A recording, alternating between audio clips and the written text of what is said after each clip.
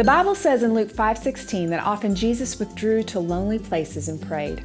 A foundational spiritual practice in the Christian life is having personal time alone with God. The Bible often speaks of personal times of prayer, study, and reflection. As parents, we need to make this a part of our own daily lives for sure.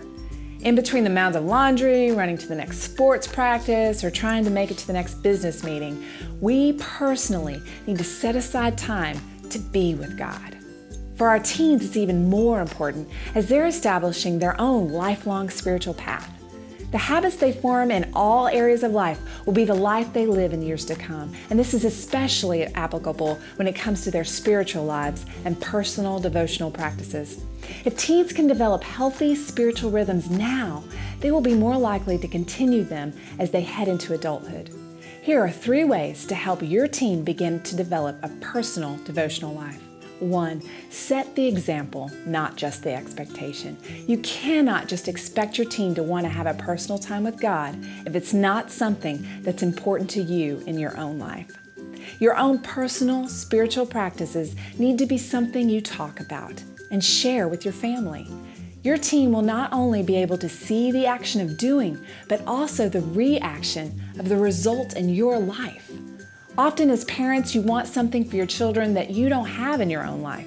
This might be great when it comes to academics or athletics, but when it comes to spirituality, parents must lead the way first.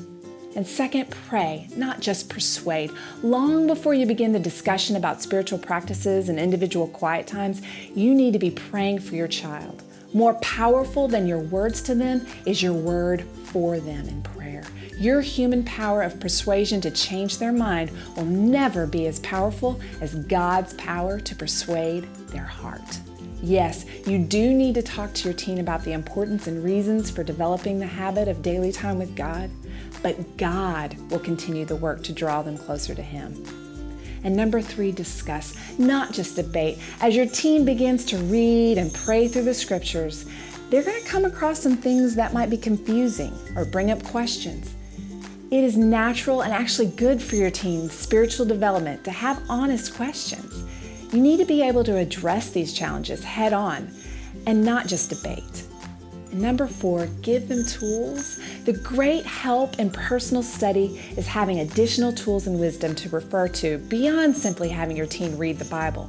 So supply them with good study tools. Consider purchasing for them a devotional or to complement their Bible reading.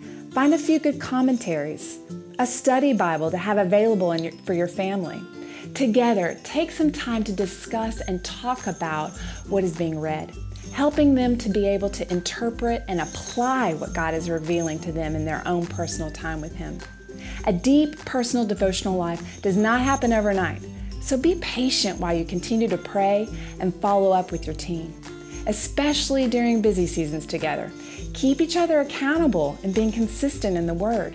This is the best work, and God promises a good return for it.